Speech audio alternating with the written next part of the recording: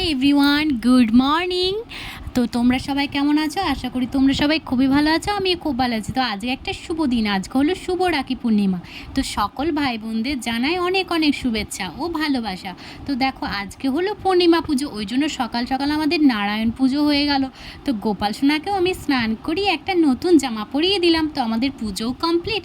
আমি প্রসাদ দিতে চললাম পাশের বাড়িতে একটা ঠাকুমার কাছে, কারণ প্রসাদ না দিলে বলে প্রথমে প্রসাদ দিয়ে তারপর নিজেকে প্রসাদ গ্রহণ করতে হয়। তো আমিও চলে এলাম দেখো প্রসাদ দিতে। তো আমার প্রসাদ দেওয়া হয়ে গেল।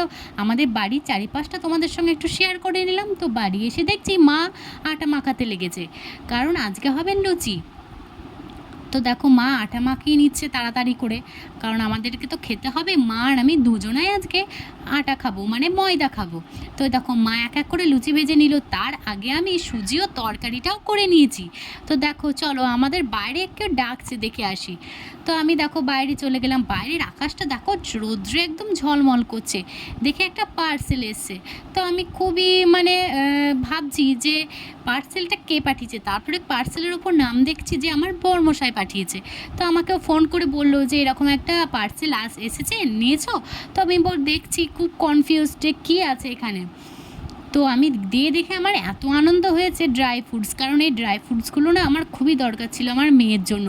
আমার মেয়ের কিছুদিন ধরে পায়ে ব্যথা করছে বলছে, তো একটু ড্রাই ফ্রুটস খেলে বলছে নাকি যে পায়ে ব্যথাটা ভালো হয়ে যায়। ওই জন্যই বিশেষ করে ওকে আমি বলেছিলাম যে ড্রাই ফ্রুটস আমাকে পাঠিয়ে দিও। তো ও দেখছি পাঠিয়ে দিয়েছে। মেয়ের প্রয়োজন, পাপা কি না পাঠানো হয়, তাই ও জলদি জলদি পাঠিয়ে দিয়েছে। তো দেখো এগুলো সব আমি খুলে খুলে দেখছি কোনটা কেমন এসছে, আসলে ভালো এসছে নাকি। তা খুবই সুন্দর এসছে, দেখো ডাব্বাগুলো দেখতে খুবই সুন্দর। তো বিকালে আমার মেয়ের বায়না মোমো খাবো, তো চলে গেলাম। বাপরে, গিয়ে যে কী বেপাকে পড়ে গিয়েছি, কি মুষলধারে বৃষ্টি। তো আমরা এই দেখো মন্দিরের কাছে দাঁড়িয়েছি। তো আজকে এই পর্যন্তই, পরে একটা নিবেদন।